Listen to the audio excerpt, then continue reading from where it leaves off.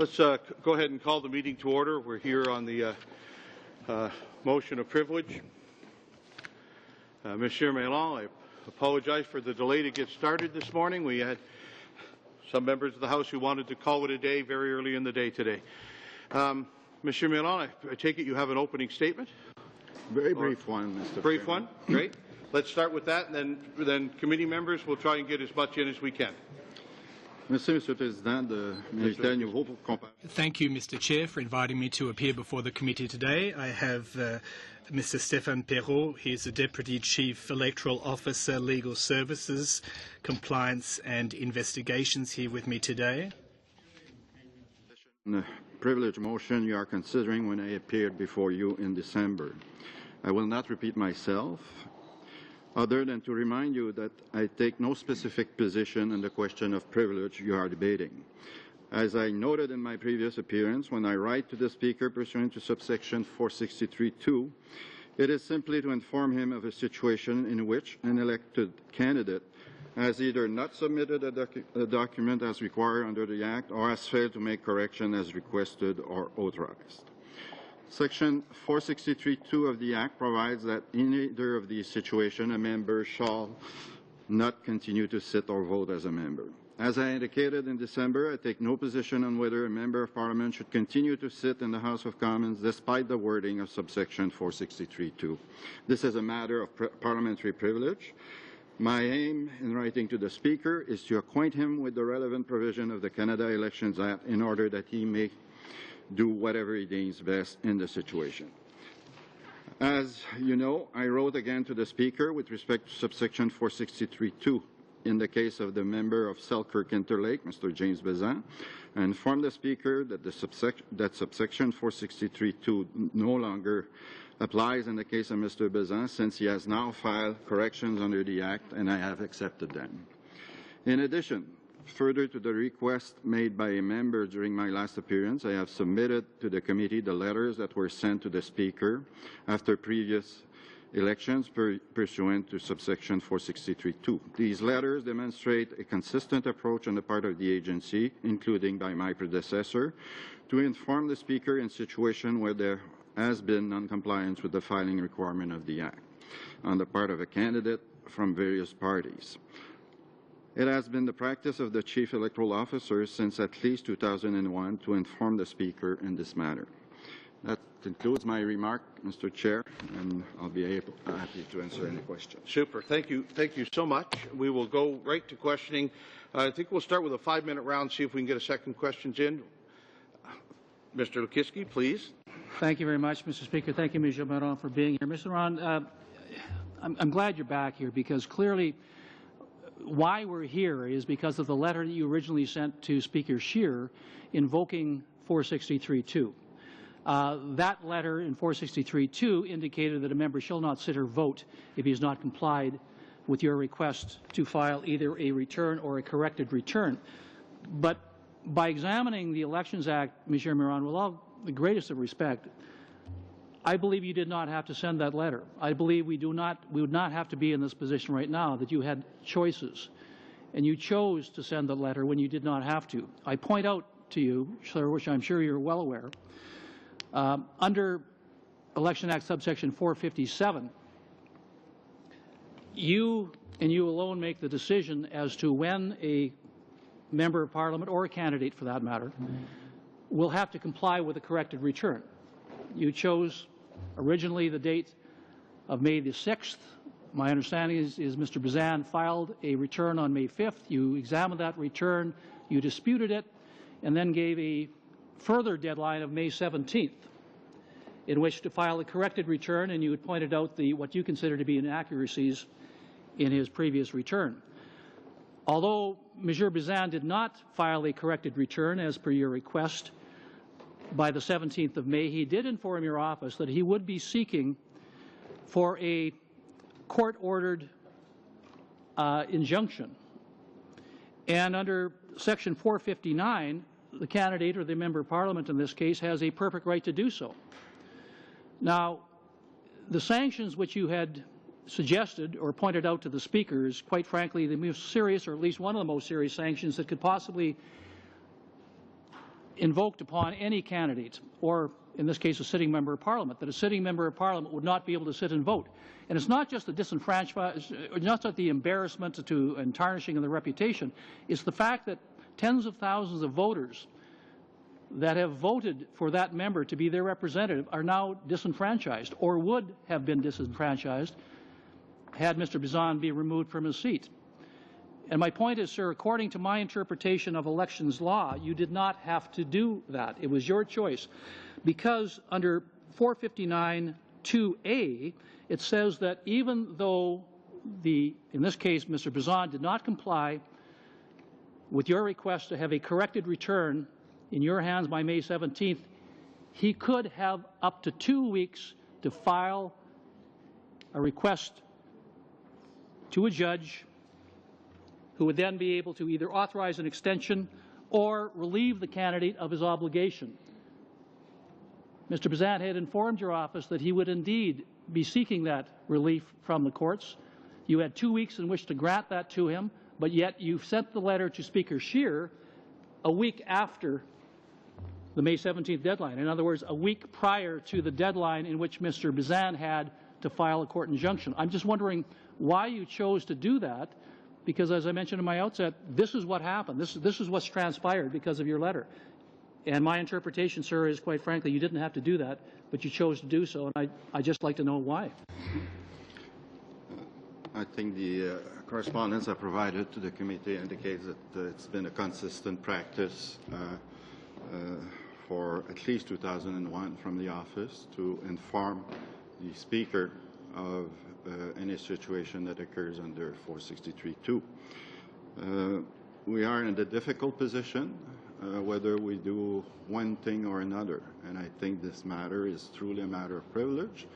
All I'm doing, or all my predecessors were doing in issuing those letters, was advising the Speaker of the matter for him to consider under the rules that govern Parliament. But do you not agree it was your choice? You could have waited at least until the 2-week deadline was up?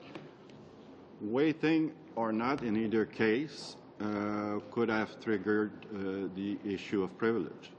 And I thought it would, I still think it's more appropriate that matters of privilege be left with the House. I understand that the situation has been resolved. Otherwise, I would have been accused of not informing the House properly as it should be. I don't think you would have been accused. Violating the privileges. I doubt that very much, sir, you would have been accused of anything, because my understanding is that the discussions were going on between your office and Mr. Bizan's campaign team, and in fact, now that it's resolved, the amount we're talking about is less than $500. So for a figure of less than $500, Mr. Bizan has been vilified in some cases by members of the opposition. Certainly his reputation has been tarnished, and quite frankly, had 463(2) been enacted and he be removed from sitting and voting, his constituents would have been disenfranchised. Thank you, Mr. Lukiski. Nothing? Mr. Christopherson, 5 minutes, please. Thank you, Chair. Mr. Mayor, is there any unresolved issues as you see it before this committee or before your office or before the House? Under Section 463(2)? In terms of Mr. Bizan's case? The matter has been resolved out of court.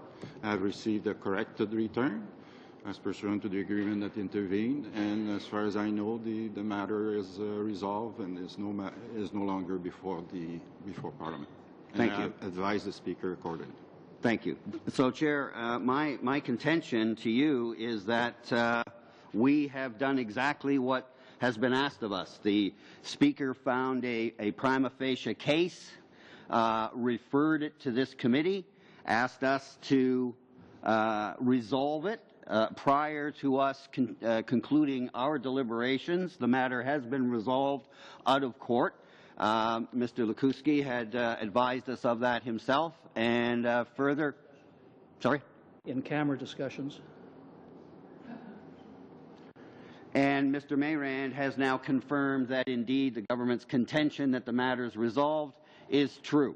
So, and I've asked the question as to, because it was Mr. Mayrand's letter that started all this, and so I've asked Mr. Mayrand, are there any outstanding issues? I'm advised by him that the matter is resolved. Therefore, as far as I can see, Chair, unless someone can point out to me what unresolved work we have, the instant case in front of us is resolved, and we can put done on that file, and then what's left is the question of any potential changes that we might want to make to the legislation as a result of this, and we need to determine whether we're going to do that on our own and continue and offer a resolve to the Speaker, or recognize that these matters are touched on in C-23 and let this be subsumed by that discussion. So to me, that's what's left to resolve, Chair, is the issue of any recommendations or changes and when we might look at those. But as to the case that's in front of us, it's old. If I could answer that, and I'll stop the time while I do, Mr. Christopherson.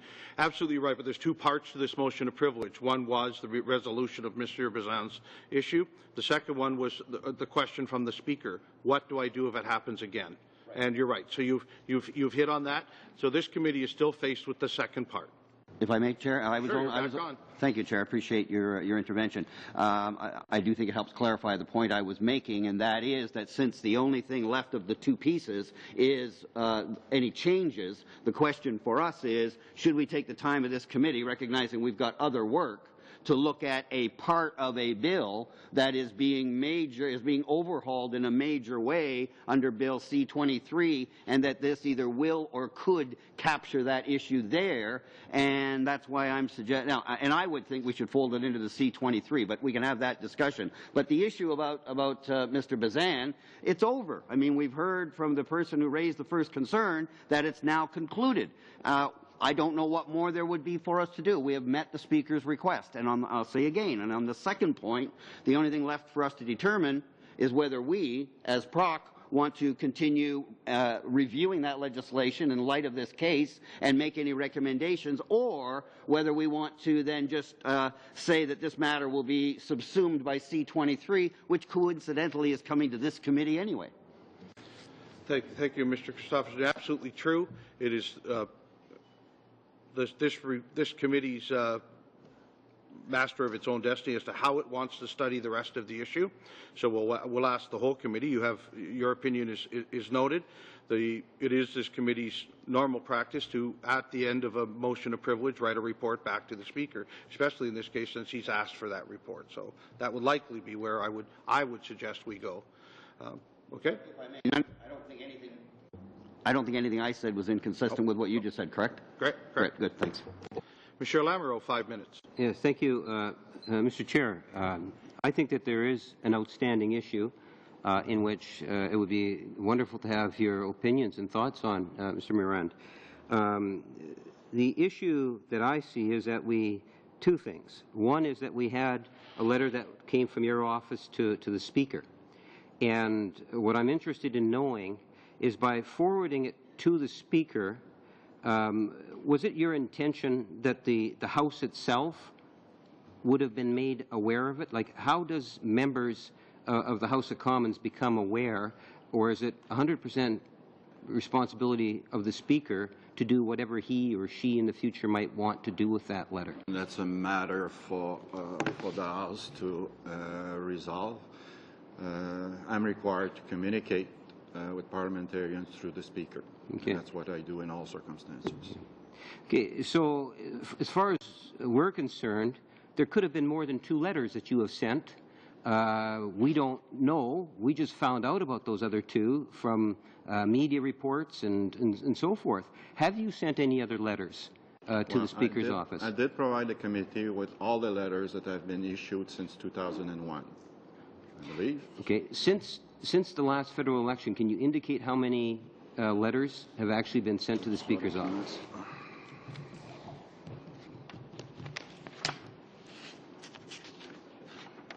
I don't.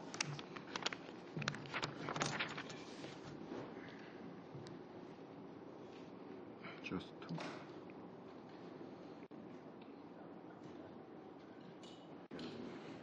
Only 2. 2. So 2.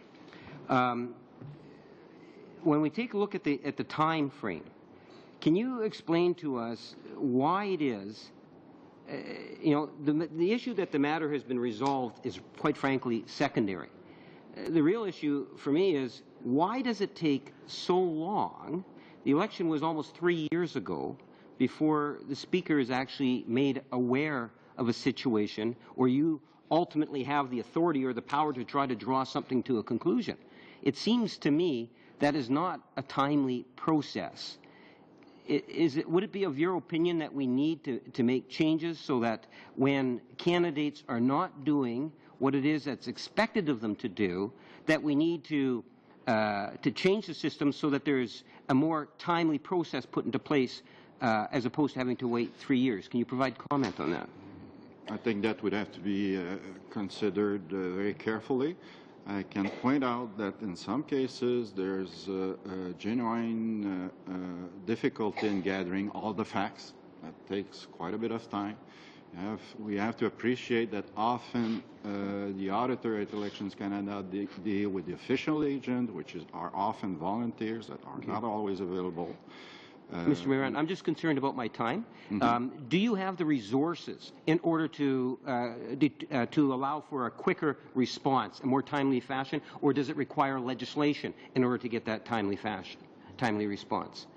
Well, the process involves extensive exchange between the official agent and the auditor. In terms of resources, we have, I think, the resources that are required to handle it at our end. Sometimes there are delays for all sorts of reasons. Sometimes they are quite difficult for the agents to gather all the information that's needed, and that takes time. So it's fair to say that But again, it's an ongoing discussion, process, exchange with the official agent. But 3 years is far too long.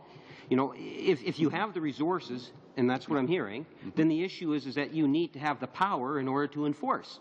No.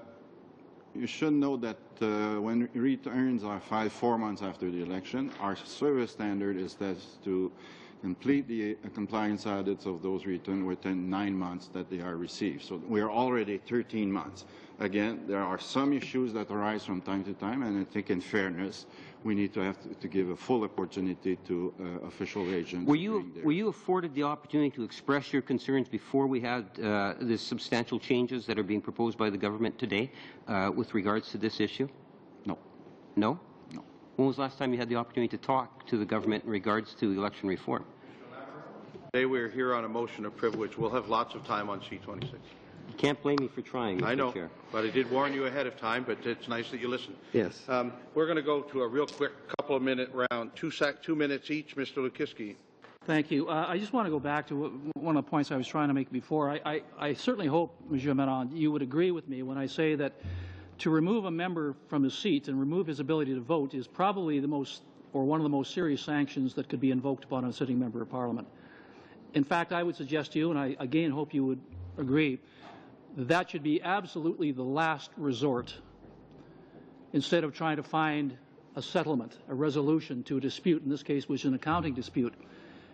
I go back to the fact that Mr. Bazan had a 2-week window in which to file a court application which would have relieved the imposition that you had set yourself on the filing of a corrected return.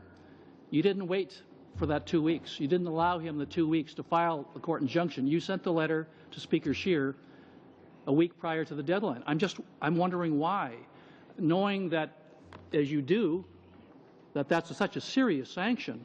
And rather than putting Bazan and his constituents through that, why not just wait until he files the court application to see whether that, in fact, is accepted, and then you wouldn't have the need to send the letter to Speaker Scheer. We wouldn't be here today. Mr. Bazan wouldn't have been portrayed in the press by some as a cheater. I understand your concern and I agree that it's an extreme measure. But we have to, and I have to rely on the legislation. The legislation, the provision could have provided subject to an application to the court. That's not what the provision says at this point of time. And historically, it was very clear in previous parliamentary debate that the action that we're following is consistent with the intention of the legislature. With all due respect, I have the Act in front of me. 5 seconds. And I disagree with your interpretation. It says quite clearly that a candidate can make application to the courts. You were informed by Mr. Bazan he was going to do that. You have to send the letter to the Speaker sure anyway. I just don't know why. I'd like to know why. I'm not disputing there's a remedy to the court. What I'm saying is that the provision does not provide for a delay, even though there's a remedy to the court. Thank you, Mr. Lukiski. like another round on Mr. that. Christopherson, are you taking this?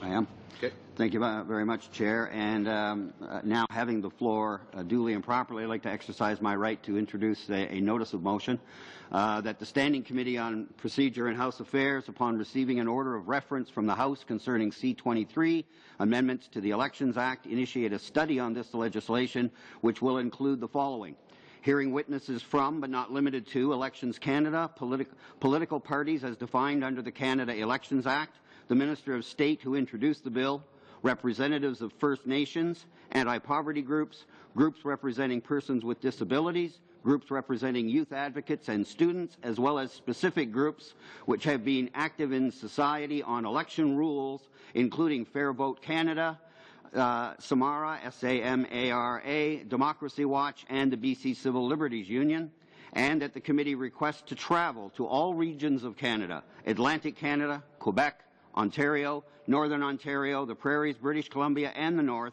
as well as downtown urban settings such as the downtown east side of Vancouver, and rural and remote settings, and that the committee requests that this travel take place in March and April of 2014, and that the committee shall only proceed to clause-by-clause consideration of this bill after these hearings have been completed, with a goal to commence clause-by-clause consideration for May 1st, 2014. And I will duly deposit that with the clerk. And the only thing I would then have is to afford Mr. Mayrand an opportunity to say anything that he hasn't yet had a chance to say.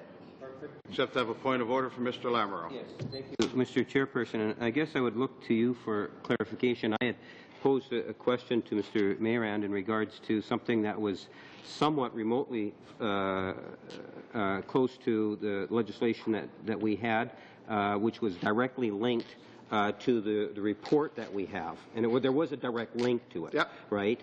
Even when I did that, you kind of said this is borderline. Yep. There was an agreement, from what I understand, that on C-23, because I am exceptionally opinionated, as all members are on that particular piece of legislation. Right. We all have things we would like to see done with that piece of legislation.